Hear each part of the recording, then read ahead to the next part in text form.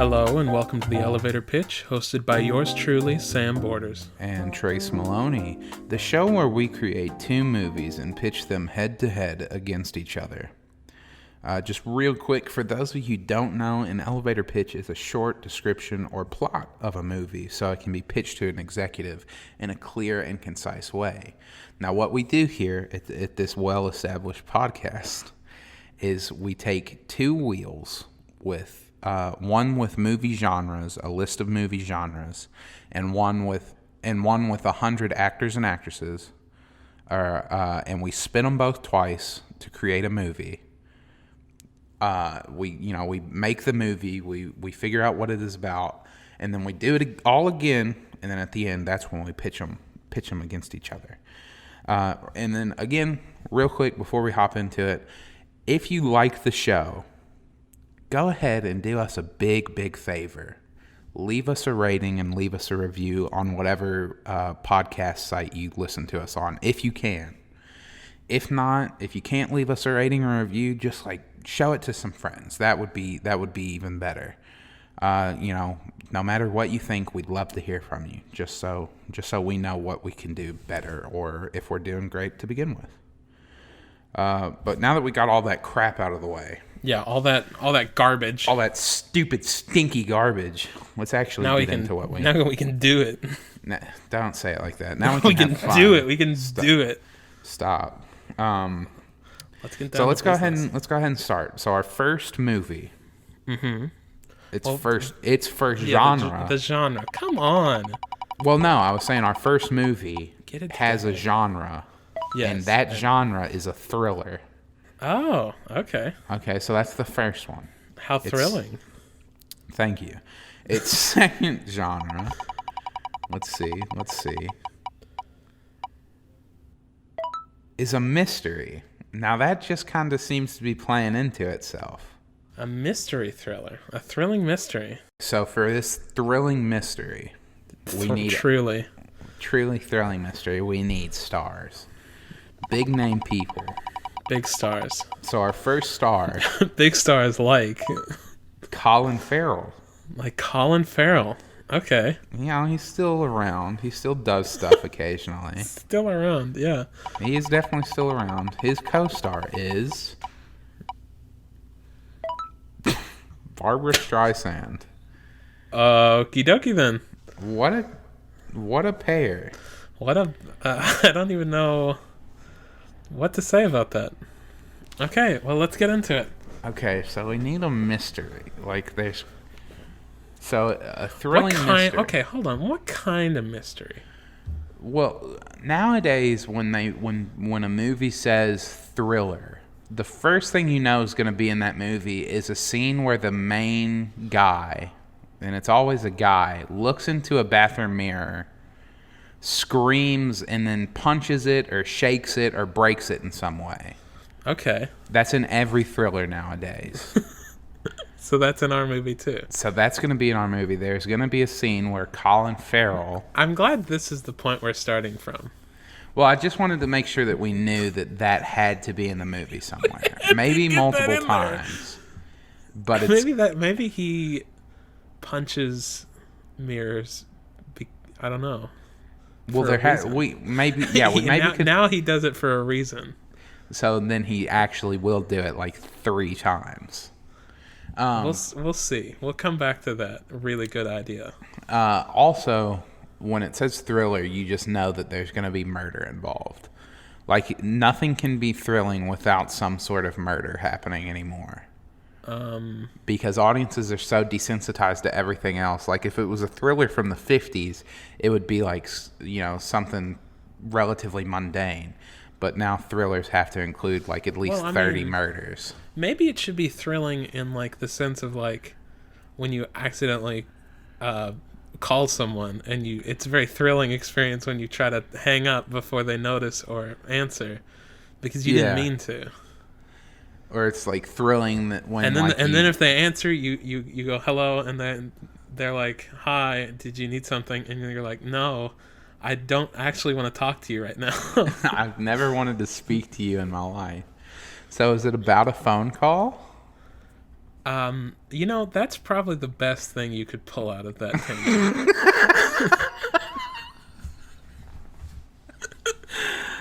It could be about a phone call. It could be about maybe it's a kidnapping. Or Barbra napping. Well, I don't know about that, but Oh, okay. we'll figure out who gets kidnapped, when and where, and how and why. We'll figure that out later. Okay. I've noticed this. We always come up with names last. I feel like right now we need to come up with names. Phone call. No, not like the movie name. Oh, okay. Well, we don't know what they are yet. So. It would be really hard to come up with a name for the movie. I mean, we would just have to make it fit. Yeah, we'd have to squeeze it into the name. Let's not worry about that. But, okay, I don't know how we would name them yet. We don't know who's who and what's happening. What do you mean? They just have to have names. Like, okay. Nothing I've done in my life is because my name is Trace. But, like, in movies, you can have, like, symbolism through names. Like Neo in The Matrix. Because he's new. I don't know. I haven't looked into it too much, I'll be honest.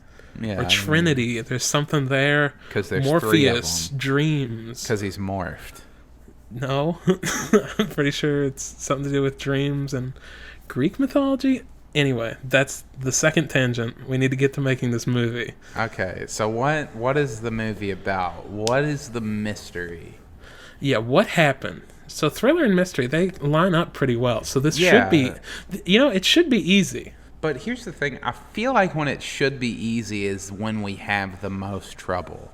Because we can yuck it up all day talking about like a comedy thriller with, ridiculous characters. I guess that's a movie true. that would never be made. But when it feels real is when we think that we really have to make something. Okay. Well, I guess let's just try then. So let's figure this out. Let's figure this out. Oh, okay. How about this? Okay. I do like, maybe it's like a hostage situation or something like that. Because I don't want to be too... what if it's one of those movies that it works as like, the movie is like 2 hours long, and in the time span of the movie, 2 hours pass. Oh, okay. So it's one of those like real-time movies. I don't know if there's like a word for it. But I think we just made it, if there isn't. Real-time movie. It's a real-time movie. No, I think you're doing the emphasis on the words wrong. It's a real-time movie. It's a real-time movie. It's a real-time movie, Okay, I'm fine with that. Let's do that. Maybe that's the gimmick. So if you're watching it on August, 17th. There's actually a hostage situation. We set it up to where every showing of the movie, there is a hostage situation happening at the same time. What we'll do is we'll record, and it'll be like a little throwaway scene where like Colin Farrell asks the date from some dude. And he goes through and like he looks at a newspaper. We get him to say every day that could happen. He looks at a newspaper and it has like a date in the top corner, and he says that as he looks at the newspaper. So he'll go, "It's September 22nd." You know what would be even better? Yeah. If we just awkwardly dub it. So like where his mouth says like July 3rd, but in actuality, we tell him just to flap his mouth a couple of times. Instead, it goes October 20th. Yeah, it's not even his voice. Yeah, it's just like me. That would be the easiest thing. But I like your idea of taking like 2 days of shooting just to have this stupid part. Regardless, that was only if it's a real time movie. Now, this scene where he says what day it is? Are we actually including this? I was going off on a joke. Is that before or after the mirror punching scene? Before. This scene is at the beginning. Like I said, it's a throwaway. Okay, so there's a hostage situation. Happens in real time. So maybe the first scene. Maybe the first scene is it's a hostage situation in like a bank. I think he should be the cop. Yeah, Colin Farrell should be the cop. Maybe Barbra Streisand is like a bank manager. It's the morning. He's going into the bank. Okay. It breaks out. He's on the inside. Barbra Streisand is the cop on the outside. So then we've got like the two. 80 something, right? Whatever. I don't care. I was thinking it would be cool if she was like, if maybe he was on the outside and she was like a bank manager who was on the inside. Or maybe they are both in the bank and we just have another guy on the outside. Yeah, who's that? Oh, okay. Spin it. Spin the wheel. Who's on the outside? Spin the wheel. Unless it's someone old.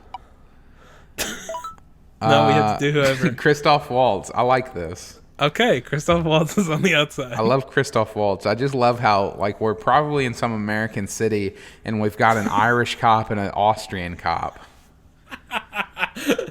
I think that's good. It shows a diversity. Yeah, it shows of white people. An ethnic mixing pot. So yeah, Christoph Waltz is like the sergeant on the outside. Yeah. Or whoever he would be. So okay, so that's the thrilling part. Is what, the bank hostage situation? I would say so. The hostage situation. That's the thrilling part. Now there has to be a mystery. I think it should go deeper. Like it should be related to something that happened on that day. Oh no, we're staying away from the whole day thing. But yeah, maybe we'll see. We'll see what happens.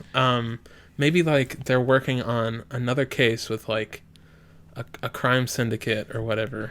And well, I was gonna say my idea for the mystery is that either that, because a lot of times when there are bank robberies, like someone's like, I have a bomb, or there's a bomb in the bank. If you don't give me the money, I'm gonna blow it up. So the mystery is maybe finding where the bomb is or who has the trigger button. Maybe he has a bomb somewhere else, like not in the bank. Okay. And it's like a negotiating piece. So it's like there's a bomb somewhere in the city, but I'm not going to tell you. I don't know. My other idea was that they're like sort of towards the thing that you were saying. There's like a crime syndicate, but there's a man on, like they had a person on the inside. Either they were working as like a civilian in the bank, or they were like a bank teller. And Barbra Streisand and Colin Farrell's job is to figure out who the mystery person is. The Mr./Mrs. X or whatever. Okay. Because, clock's running out. Maybe we include a bomb to actually have a ticking clock, because there has to be like that. Yeah, it's a literal ticking clock. Yeah, that's the easiest. If you ever are making a movie and you need a ticking clock, the easiest one is a literal clock, and that's a bomb. Just put one in. I mean, how hard is that? Put it in the corner of the screen. People say making movies is hard. We've done it so many times now. So now that we know these characters, let's come up with names for them. So instead of referring to them as Colin Farrell and Barbra Streisand, we actually have something to call them by. What about Colin and Barbra, but we call Colin Farrell Barbra and Barbra Streisand Colin? Now that's really funny. I'll tell you, that's funny. And Christoph Waltz is Waltz Christoph. Oh my God. I'm busting a gut right now. Okay. You don't have to be that mean to me. That would be really good for... Let's just say some names then. Dan. Steve. John. Because I feel like every thriller movie tries to win an Oscar. Even if they're like really shitty. They're like really trying to be like crazy fucking deep. Well, what are you thinking? I just said 3, so... Something like Charles. Yeah, very good. That's really deep. Charles is a deep name with many meanings. David.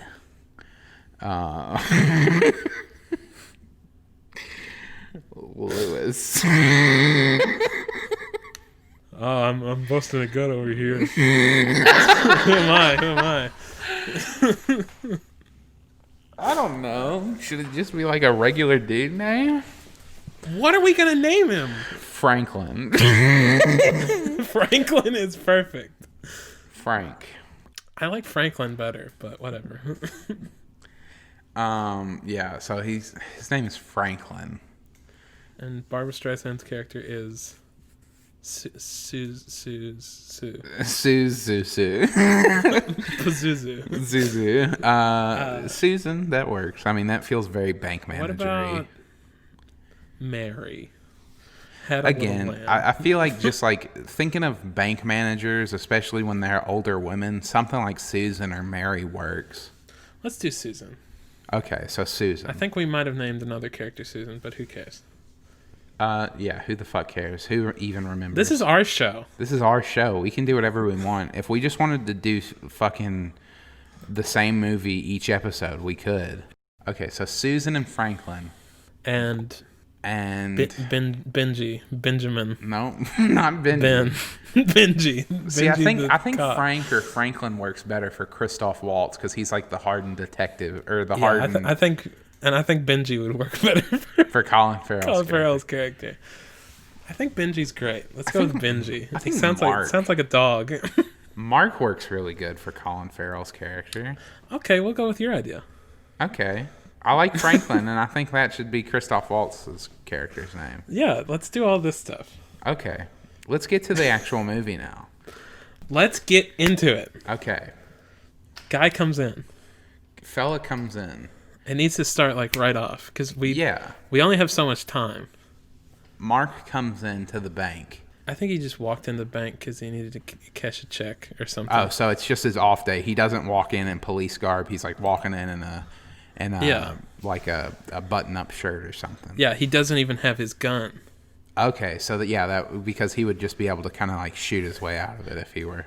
So he goes in, and like not a minute later, it breaks out. He's like he walks up. He's talking to the teller, or maybe he's talking to Susan. Yeah. And he's like, I want to deposit this check. And they're raffling off the information that she needs, and then like behind him, like out in the distance, like it's not focused, but you see like 2 or 3 people walk in, and one of them shoots into the air with a shotgun.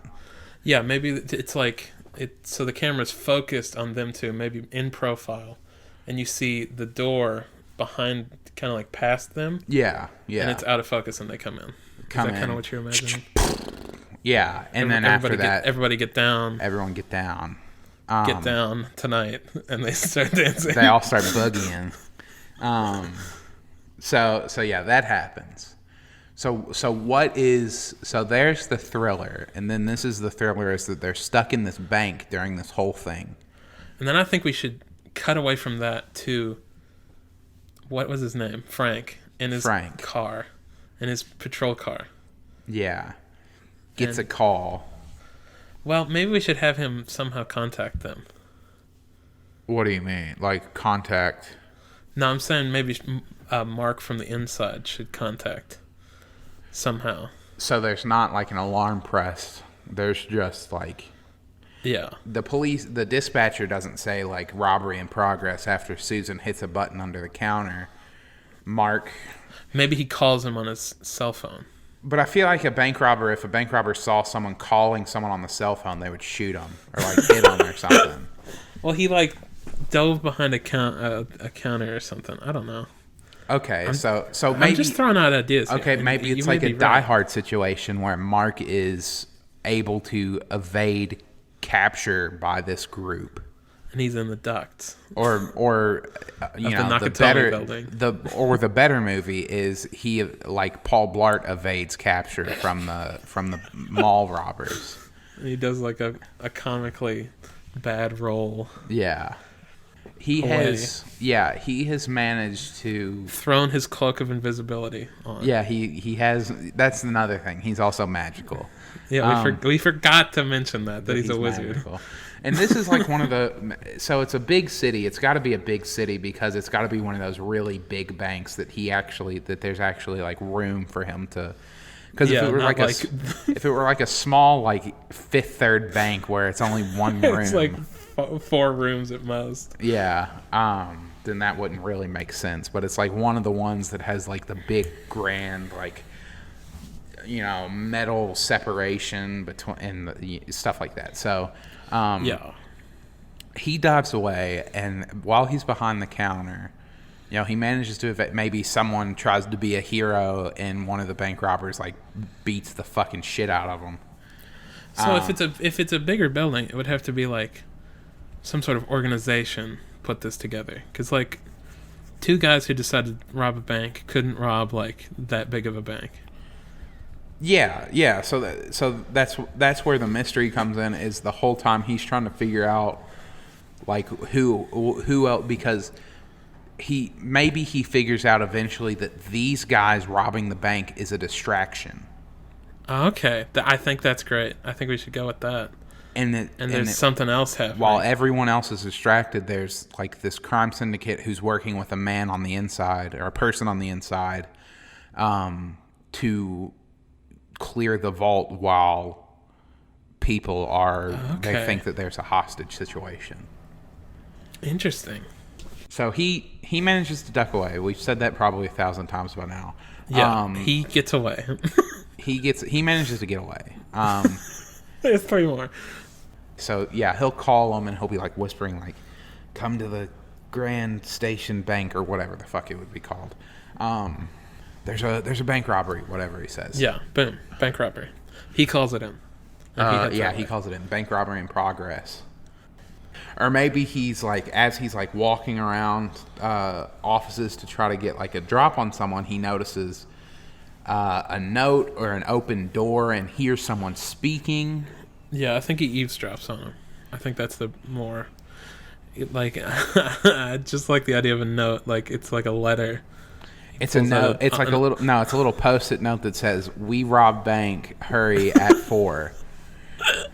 And it's like 3, and he's like, "Why does it say at 4?" No. Bum, bum, bum. No, he overhears someone, obviously. Maybe, so to like add more to this whole like distraction thing, we'll say that there are maybe like 4 of these armed bank robbers who run in. 2 of them are holding down the civilians in the main, and then the other 2 are acting like they're looking for money or something to find. And he overhears them talking like, "Yo, did that dude ever call you back?" Or whatever they would fucking say. I don't know. I don't write the dialogue. Me and Sam are idea man. That's right. We don't get into the too nitty gritty of details because, but he says something and it tips him off to something's going on. Yeah. He needs to be about to send a text to Frank telling him that information, and then like his phone dies or like he drops it. Maybe, yeah. And maybe he drops it and it clatters on the ground, and then they're like, "What's that?" They hear it. Yeah, they hear it. That's what I was about to say. I'm glad you. And then there's a thrilling chase scene. Or there's like a real, like he manages to duck out of sight again, and there's a really suspenseful, like they almost find him. Maybe our Susan, she like realizes that it's important that he's not discovered. I don't know how. Yeah, maybe she then makes a distraction. Okay, so he's the way when he originally escapes the site and is crawling around, he has to crawl back behind the counter. Like she sees him do that, and she starts to freak out too. But he holds up his badge, because he would have it in his wallet. So she sees that and she's like, "Oh," so she doesn't draw attention to him. They like have a little conversation right before all this, before he starts sneaking around the bank, saying like, I gotta get the drop on these guys. I have to have them separated. So I'm gonna sneak around. You just stay here and don't do anything rash. So that way they know, she knows that what he's doing, and they have this now like kind of working relationship to save, to kind of try to save the day. Also, he tells her not to do anything rash. That's a setup for, at the end of the movie, she does something rash. She does something real rash and like grabs a man's gun and kills she fucking murders a man in cold blood. And then that's how the movie ends. And then, So he drops his phone. There's like, in Jurassic Park when the velociraptors are in the kitchen, there's like that kind of suspenseful scene where he's being hunted by these people, and they're about to find him, and she like faints or fake faints or like goes to do something, like maybe reaches for a phone and they see her and they go and like they blow her away. They kill her. No, they like point a gun in her face or something. She distracts them somehow. Yeah, gets him off that. She screams. Then he has time to slip away. He has time to like actually get into like maybe a back closet or something. But he forgets his phone. They see a phone there, and now they know somebody's on the They inside. grabbed his phone. Like, they walked out to grab it, and they saw that it was, like, farther away than anyone else was. So they know. Now they can infer that, someone is sneaking around this bank. Yeah. And he's got to be more careful now. There's got to be another floor, because it has to be big enough for him to actually be able to walk around. Yeah. So, and then some stuff's happening on the outside. He's figuring things out. Frank is investigating what's going on and like what some of the goings-ons are. Well, and that's a little bit more the mystery part, I think. Yeah, so I think Frank should be dealing with the hostage negotiation. I couldn't say either of those words. Negotiation. The hostage negotiation. So, like, they set up the police roadblocks and they corner off that section. They got snipers on roofs and stuff. And Frank is, like, the hostage negotiator. Okay. And he's on the phone with the guys. And I think towards the end of the movie, he realizes what's going on as well. Yeah. So, would they have just come to the same conclusion? Or would he have somehow found a way to get the information out to him? Frank to? Either or. What is the new way they could communicate? Okay, so a new way that they could communicate. He's walking up on the offices on the second floor, and there's windows, and he is. I don't want to say he like is, because it would be really stupid if he like wrote a note and then flew it out in a paper airplane. Maybe he crumples it up in a ball and like throws it at him or something. He throws it out the window and it goes right onto the ground in front of the bank. and it manages to open up enough to where the bank robbers see it and they go, "There's more." It's an inside job, and then they just kill all the hostages anyway. So maybe he like crumples it up and throws it in a trash can. Maybe he just holds it up. Well, because if he was just holding a piece of paper, he would very obviously have to like use binoculars to look up to the second floor to read it. Well, he could. He could do that, or how would they get to the garbage can? Good point. He holds up a note, like a big, like one of those big yellow notepads. He wrote "inside job" or something, and holds it up to the window, and he sees it, and he's like, "Oh fuck!" Oh no. Okay, so what happens next? I don't know. Okay, that's a great way to continue. So is there someone on the inside of the police force, or is it on the inside of the bank? It could be either. I was thinking the bank. What if it's both? What if everyone but Frank, Susan, and Mark are all in on it? It's Truman Show-esque. They would just kill all three of them. See, I was thinking it would be a fucking crazy twist if it was Susan the whole time. Oh, okay. Because she's like, she was even like building trust by like distracting. And okay, so like he gets captured and then like she walks out and it's like, oh my god, it's her. It's like a war villain reveal. Yeah. Like a war movie. Like he's in a fucking negotiation room and she walks in. She's walking and it's like she's coming in from the darkness and it slowly illuminates up her legs and then it reveals up to her face, and then it's like bum bum bum. Except it doesn't actually do that. Well, maybe she's standing in a dark corner, and you see her legs. And it's like the Blair Witch Project. No, she's standing in a dark corner. I do like that. That would be real funny. She's standing in a dark corner, and you just see legs, and then you see like there's like smoke. She's smoking. Her hands are down there. She lifts the cigarette back up, takes a drag, and because like when a cigarette is being it lights up her face and you see her. And then it goes bum bum bum. Actually, that time. Yeah, it does it that time. There's 2 reveals of it being her. And the audience goes, we already knew it was her. We knew that. The second, they didn't need to bump them the second time. Like, we got it. It does it the first time you see her, too. So it's like, people are like, what is happening? Every time Barbra Streisand comes on screen. Bum, bum, bum. Even if it's like a reverse shot, like there's a shot of her, it goes to the bank robbers and it goes back to her literally 2 seconds later. That's great and horrible, and we can't put that in the movie. So do we want it to be her? I think that's good. I think that's okay. There's got to be a better reveal than him being captured and she walks into the room. No. Maybe he's like looking. So he knows that her name's Susan. They've corresponded more throughout the movie. Like he's managed to like pass notes or something to her. So they know each other somehow. She's keeping the people distracted for him, so he thinks. Yeah. And he's trying to figure out like who they are and what's going on. Maybe once he figures out why they're doing it, he's able to figure out. Well, I was thinking this is like the big reveal, and it's not ever really explicitly said until maybe the end that she's in on it. Is that he's like in the offices above on the second floor? He's like searching through things. He sees Susan's cubicle or her office room, and he's like searching through desks to see anything, or like there's like a key ring or like a key hook. Yeah. And one specific key is missing.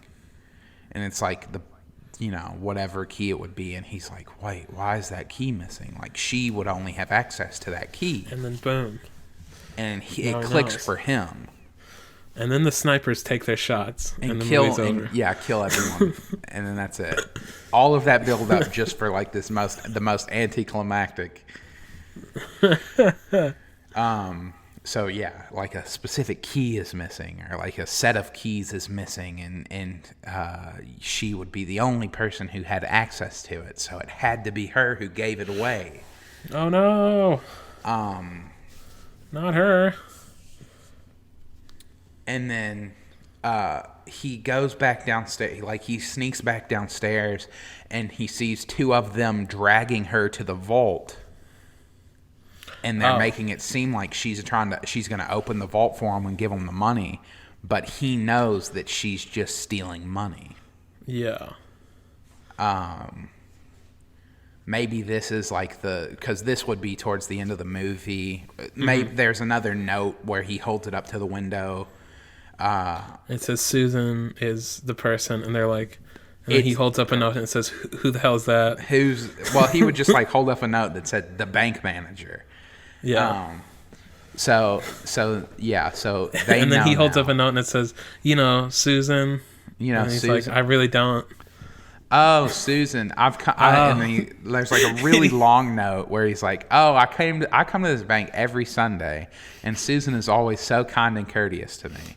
But no, so this is the end. So this is like towards the end of the movie. Okay, so he follows him to the vault. Yeah, and then she lights up a cigarette and walks out, and it says bump up. It does like 3 bump up bums layered on top of each other. Yeah, it layers it on top of each other, so we know. So yeah, then there's this confrontation. She's like, we're not so different, you and I. There's this big dramatic monologue that's sure to get her, like, if not an Oscar, it's definitely going to get her a Golden Globe. How does it end? Does he die? Does she get caught? I think I think he should get shot. She should like get killed in the because the final bit of the movie is just going to be this like crazy scramble of things happening, like gunshots, and it's going to be just chaos. I think he gets like shot and then she like dies, I guess. I don't know. What if the guys turn on her? The classic double cross. Oh yeah. It's like they just shoot her. They were like, this will be more money for us. I like that we built up this twist and then we just shoot her. Yeah. I mean it That's a really good. Maybe we'll get Rian Johnson to direct it because he really likes subverting expectation. It's true. Let's get him on to direct. She reveals the bank robbers shoot them both. She definitely dies. Mark doesn't. And you're saying it ends like that? We don't get to have any resolution for this. The people in the lobby that are at gunpoint? Or Frank, Well, what happened to him? What happens to him? He goes up to the ambulance and he's like, Mark, you're going to be okay. You're going to make it. It's just this really heartbreaking scene where he like confesses his love to Mark. No, it's like exactly the same as the end of Die Hard. He's like, yeah, that's it. The chips were down. It just cuts to the last scene of Die Hard. Yeah, it's just edited in where he comes out of the crowd and what's his name? I can't remember his name. Oh, the guy with Reginald Vell Johnson. Yeah, he shoots the guy. He comes out of the crowd. It's not. They don't cut. They actually don't cut to that scene. Just Reginald Vell Johnson shows up. He shoots the hostages. Not the hostages. It was him all along. The double reveal. No, okay, so let's seriously wrap this up real quick. Okay, so maybe I know what happens. Okay. So we cut back after they've left. We cut back to Mark. He's on the ground. He's bleeding. Yeah. And you just hear the police coming into the bank. Okay. Okay, and it cuts away before it's fading to white. Yeah, it's fading, and you don't know if Mark dies or lives. That's the type of ending that would piss my mom off so much. Yeah, and then that's just it. And then you don't know. You don't know if he lived. She would hate Breaking Bad. Huh? She would hate Breaking Bad then. I think that's how it ends. I think that's a good ending. What do you think? Oh, like it does just you just hear like the doors get kicked open and it fades to white? Well, yeah, and it's kind of like the sound goes down and then it fades. The sound starts muffling? Yeah, and then it fades out. And then the credits start rolling. Yeah, that's the movie. I mean, what movie is it though? What's the name?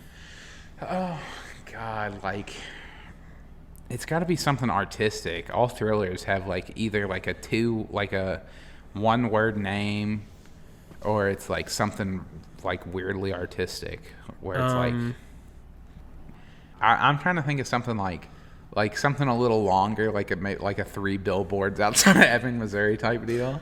The bank robbery. I love that you're like, let's make it a long one. And then I come up with a 2 word. Bank robbery. Bank robbery. Barbra Streisand gets shot. Barbra Streisand does. I think there is a movie called something like that, like Paul dies at the end or something. Is there a movie just called Heist? I'm sure there is. But I don't think they could like copy. They could get mad over like a 1 word name. Like if my movie's name was like Lake and someone else made a movie that was completely different that was about a lake, I don't think I could. Yeah, I think there are multiple movies named like Mother, so I think we're fine if we just called it Heist or bank robbery. I said bank robbery, so I like Heist. that one. Let's just do Heist. I think Heist is good. It's like concise enough to still feel artistic. Like a false sense of artisticness. Yeah, but that's that movie. Yeah, that's Heist. Let's just get the hell right into this, baby. Let's do it. Baby, let's do it. Baby. Okay, our first genre is... What's the genre? A Western. A Western? Okay. A Western. Something that we know well. I love a good Western movie. But it is going to be paired up with. It's not just a Western. It's going to be paired up with a superhero. A Western superhero, huh? A Western superhero.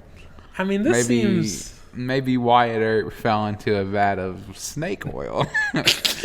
He became Snake Man. Snake Man. Okay. So who's going to be the star of this Western superhero? Yeah, let's find out. Let's find out. So our first person is Natalie Portman. Okay. Okay. I hope we get like Chris Hemsworth so we have like a reunion. It's just Thor again. Yeah, it's just Thor but in the West. It is also starring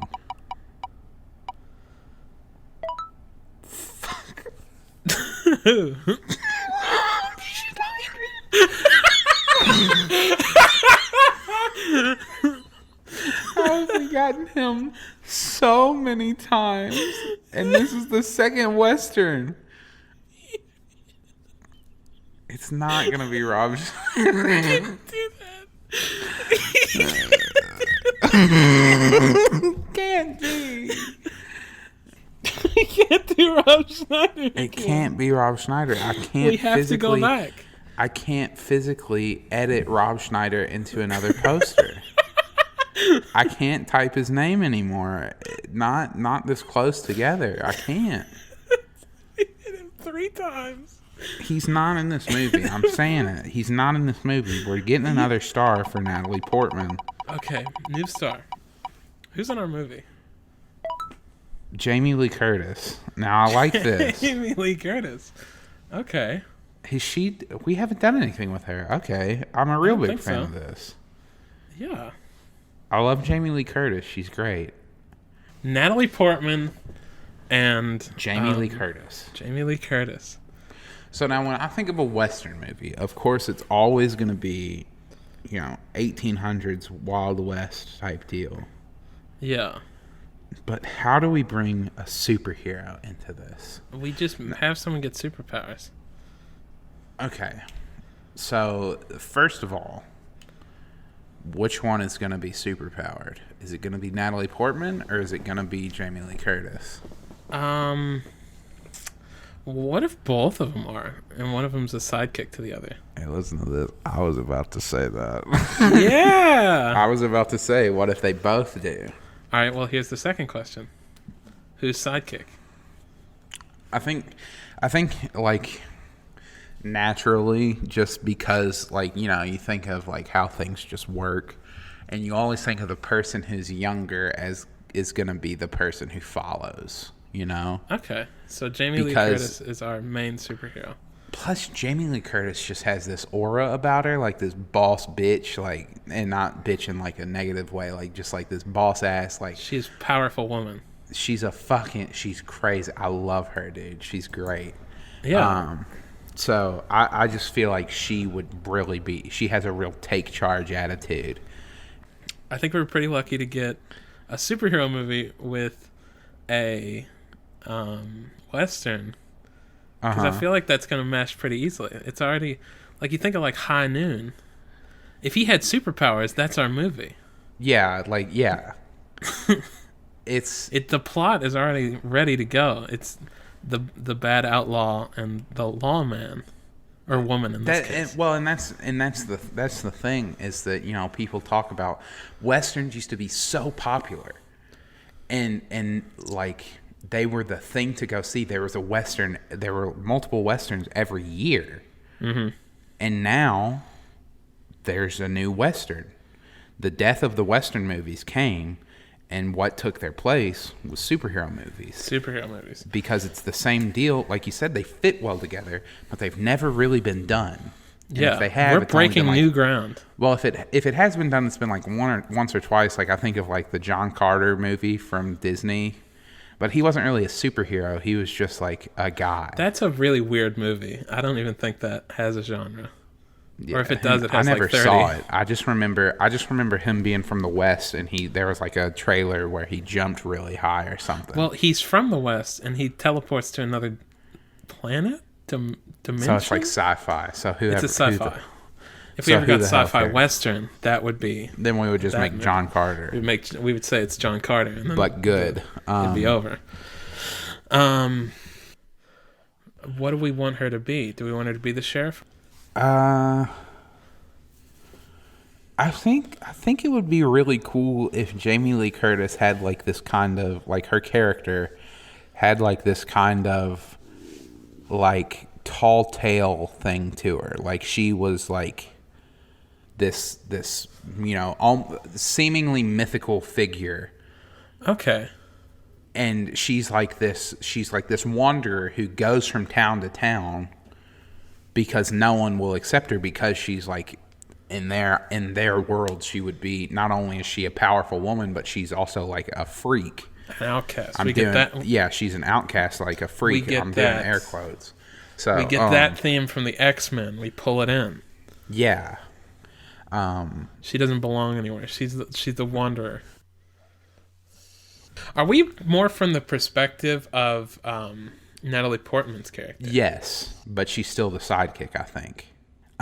So yeah. Maybe, and I know this is kind of getting the cart before the horse. Maybe she takes over eventually as this new. Yeah, she takes out. I see what you're saying. I see. There's like we're setting up a franchise here. A franchise potential, baby. That's all you gotta think like anymore. You gotta think like Feige. Well, you gotta think like anyone anymore. So, at the beginning of the movie, you've met Jamie Lee Curtis. Maybe Natalie Portman works with her, parents at their motel in a small western town. Yeah. And Jamie Lee Curtis roams into town, and people gawk at her because she's like she's like just in regular ass cowboy attire. She's got a big old trench coat. She's like got a cool rifle on her back and stuff like that. Yeah, she's got a Winchester. Yeah, she roams into the motel and she needs a place to stay. She moseys on in. She moseys on it. There's always the obligatory scene where the badass walks into the saloon and everybody stops what they're doing. The piano, they turn and look, and the piano stops, and everyone looks as the floor squeaks. Yeah, and then they slowly walk to the bar. Okay, before we go any further, we've got to develop some superpowers. Okay, so superpowers. Yeah. I don't know if it should be anything crazy. Like it shouldn't be like a Superman type deal. Oh, come on. She can't shoot lasers out of her eyes. No, I mean, I'm not saying cold that, breath, but like she can't do. I don't think she can do like 1,000 things. Is what I'm saying. I always find it more interesting when they can only do one thing. Yeah, like one or two. So, I mean, I feel like something very basic like super strength is good. What about speed? Truly the fastest hand in the West. Maybe she can shoot lightning out of her hands. Out of her eyes. She's like Cyclops from the X-Men. Well, you were saying. I kind of liked your.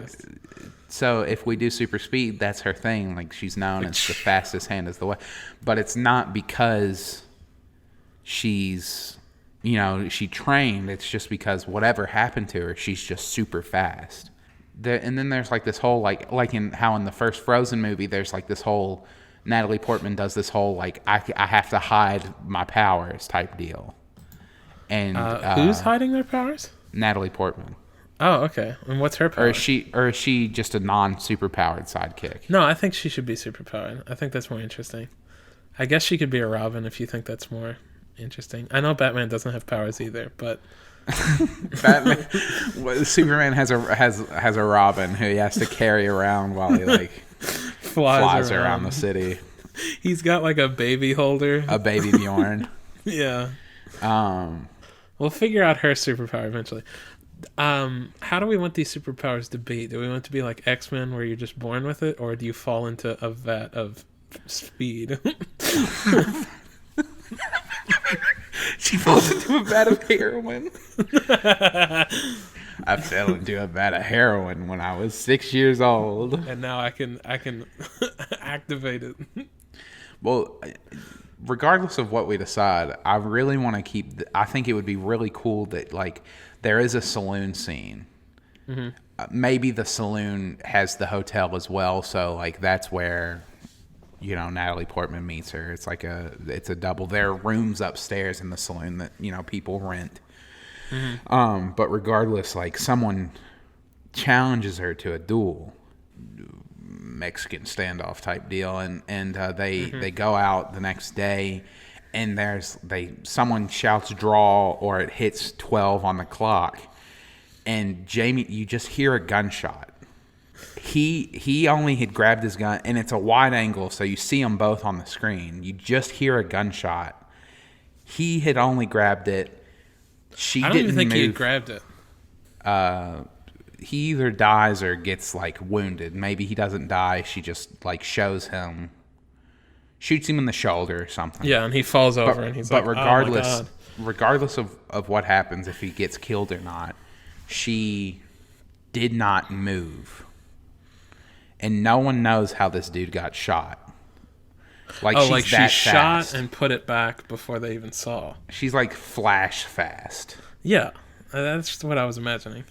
Because I just think that visual would be so cool that he gets shot like straight on and like, falls backwards. It's like a wide shot, and it just happens, and we don't even see. We don't even see her move. It's just like boom. Okay, I like that. Or maybe even this. Maybe since the duels deal with revolvers, she's got her revolver. She doesn't move. You notice Natalie Portman's watching her. At first, you see that the revolver, the latch, because they're always latched in. Yeah, it's closed. After he gets shot, it's open. It's open. But like, she didn't move at all. I think that visual would just be so fucking cool. I think the bad guy should see this happen. Whoever the bad guy's going to be. Well, maybe... When does the bad guy come in? We've got to get the villain working. What if it's like one of the... Because I know bounty hunters were really big. Okay. And because she's like this outcast or freak, that's why she moves from town to town a lot. Okay. And she also gets into duels a lot and stuff like that. And you know, even bounty hunters back then were just doing it for money. They weren't doing it to be good people, to like take criminals off the street. Most of them, or I would imagine some of them. Yeah. So what if it's a lot more morally gray than like coming to help people's problems that our main character does? Yeah. So it's specifically a bounty hunter, not law enforcement. Yeah. Okay. So that happens. That's like a big point in like the first couple, or the first, you know, in the first act, that whole duel scene. Mm-hmm. Then there's like they have to meet, because you always have to have the power reveal thing. And then Natalie Portman noticed that and realizes that she's not the only person that has powers. Yes. And then she runs up to her and goes, "You're a superhero." Hey everyone. Hey everyone. It was her. She's super fast. You're the Flash. It's you, the Flash. And then Jamie Lee Curtis tears off her mask. And it's Barry Allen, the Flash, underneath. And he's in his full Flash costume. Of course. No. So you're right, that was a disguise. It's like late at night. She has to go meet her. It's late enough to where her parents won't know that she snuck out of the house or something. Yeah. Maybe Natalie Portman's up. Here's a thump. Jamie Lee Curtis is going up for, like, I don't know, a smoke or something. She's like, yeah. It's like it's a 2-story saloon. On the top, there's like a wraparound porch that's connected to stairs. She's great. Going out there. She's like, Natalie Portman walks out, and Jamie Lee Curtis is rolling a cigarette to light it and smoke it. Yeah. And she said, and they're talking, and there's like the whole, like, you know, is she gonna bring it up? I was about to say will they, won't they, but that typically means relationships. you know, there's that I whole... don't think that applies here. No, she's like... You think she's not going to bring it up. She's about to walk in. She turns around and she goes, I know what happened today. Or whatever. Yeah. There's maybe like a little bit of small talk before that, and then they just get into it. They reveal that to each other. Okay, so what is her power? Natalie Portman's. I think... Okay, real quick, before we decide powers, one of them has to be named Margaret. Because that's a very Western name, like when you think of women. And then the other one has to be named like Sarah, because Sarah is another really Western like woman name. I think Sarah should be Jamie Lee Curtis. I was thinking that too. Margaret should be Natalie Portman. And then eventually, once they get to know each other better, she starts calling her Maggie. Shows bonding. Yeah, Maggie. If it's telekinesis, is that the telekinesis? That's the picking up things. Okay, they're looking. There's like on the other side of the road. There's like a wagon wheel, and she lifts up the wagon wheel from there. Okay. My only issue with telekinesis is if it's really powerful telekinesis, it's like busted. It is. And if it's weak telekinesis, it's useless. It's stupid. Well, it could be like 11 from Stranger Things, where it really wears her out. Okay, it might be physically exhausting. I think that, yeah, let's do that. Okay, telekinetic. Yeah, let's do that, because I think that could be more useful. I think, and here's the next scene. The friends of the guy who got shot, and the guy who got shot, since he didn't die, they're going to hire someone to kill. They're putting the bounty out. Yeah, they're putting the bounty out. And maybe they're like talking, and then one of them's like, wait, I know a guy. And then he's like a badass known. I'm not even going to spin the wheel. I just know who I want. Who do you want? Josh Brolin. Josh Brolin. Okay, so we'll do him. He's the bounty hunter. He doesn't come in yet, though. No, of course not. Of course.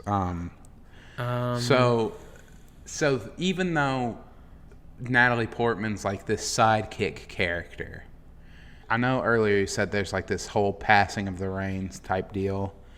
Maybe there's not. Well, I was going to say if there is, what happens is Josh Brolin kills Jamie Lee Curtis. Oh, okay. And then the rest of the movie is Natalie Portman avenging her. Okay, so Josh Brolin comes in basically now, maybe after another scene of bonding. Maybe there's a problem on a ranch. Some cows got out and they're herding them back up. They're helping. Yeah. There's something. They're bonding somehow. Something happens. And a couple of scenes in between. Yeah. Maybe a short montage to show passage of time. Yeah. To really just hit home that they have bonded. Yes. She starts calling her by that nickname. Josh Brolin rolls into town on his black horse, all black. All black attire. He's got on a poncho. He's got like a red handkerchief or something. Just really Western evil. If you're on a black horse, all black attire with a red handkerchief. Just like this gritty, like fucking, maybe even an eye patch. I don't know about eye patch. If we're going for all that, he's got a hook hand too. A scar down his face. He's got an eye patch over one eye and a scar over the other.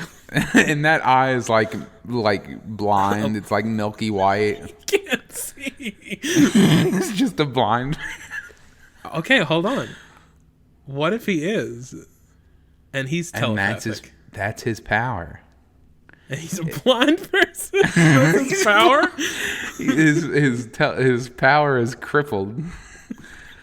His power is he's a crippled man. Hook hand, peg leg, blind.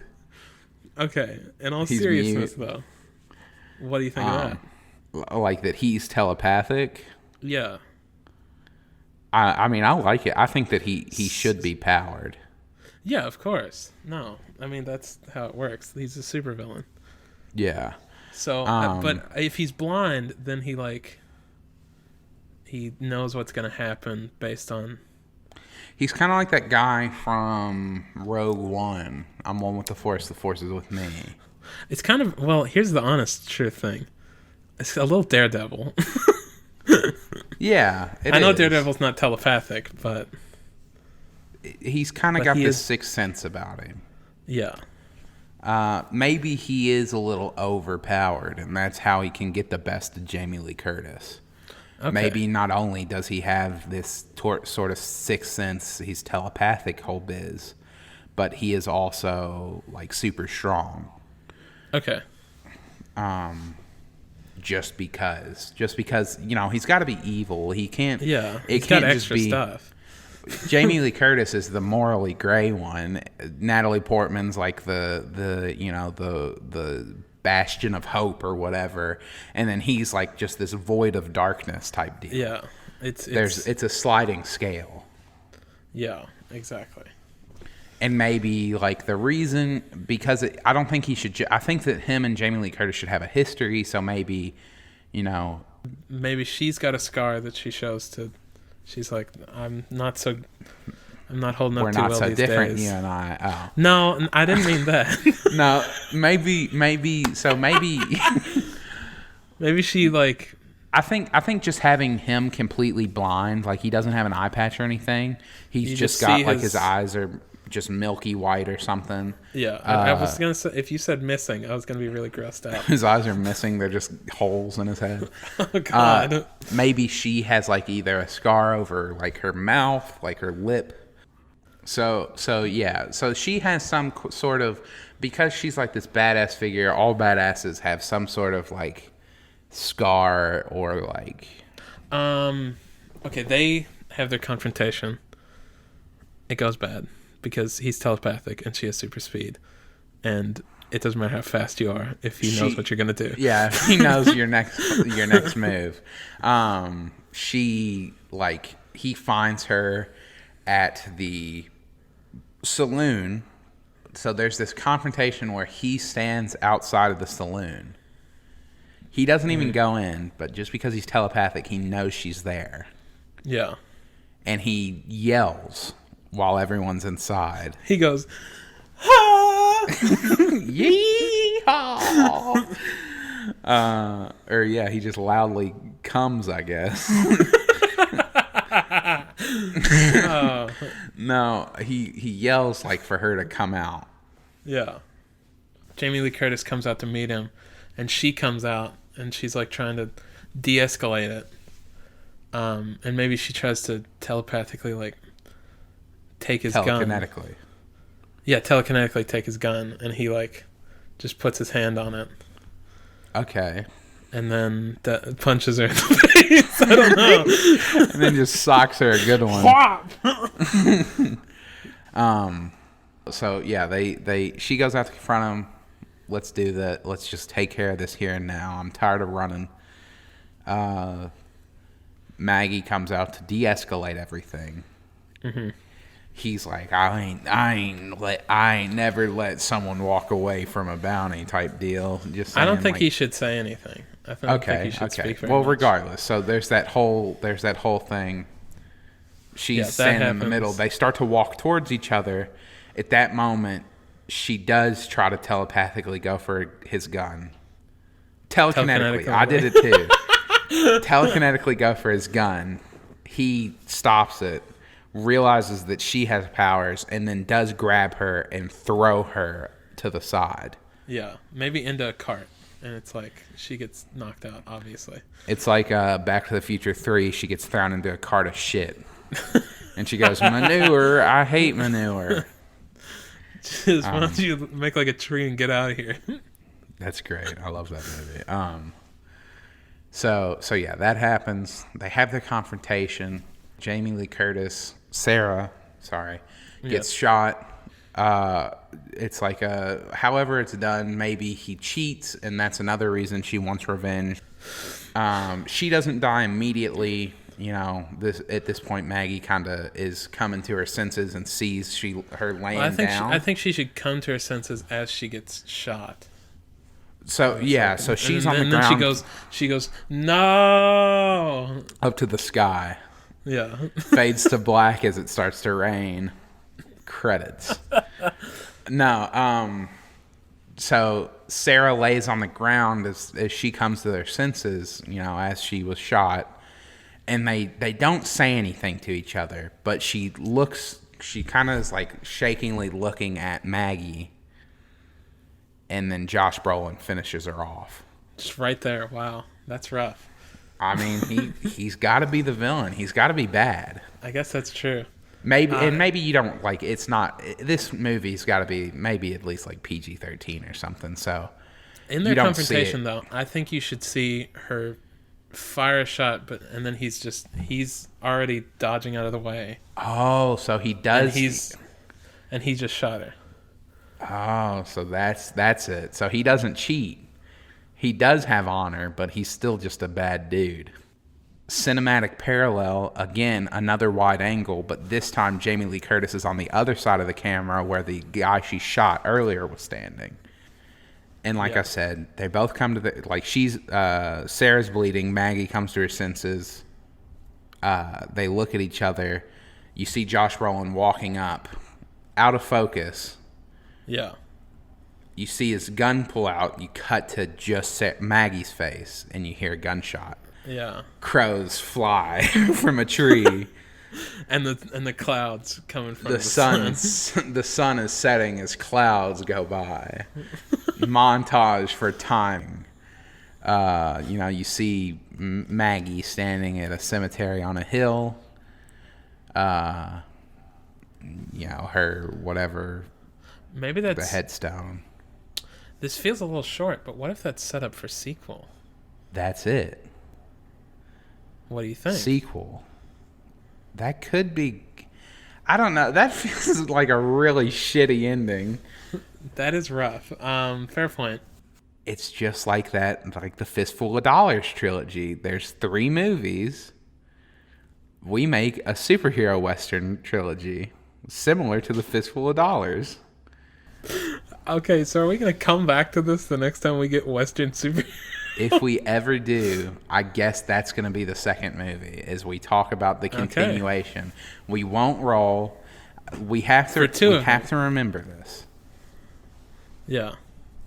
If this comes up again twice, we're making a trilogy. This is how the first one ends. It's like the Avengers Endgame or Infinity War. Exactly. And she goes. Of course, there's going to be like some resolution. That's not going to be the end. Like, there's going to be more stuff. Yeah. Like just mourning. She says she's saying goodbye to her parents and stuff as she goes. Yeah, there's like the cemetery on the hill. She walks away.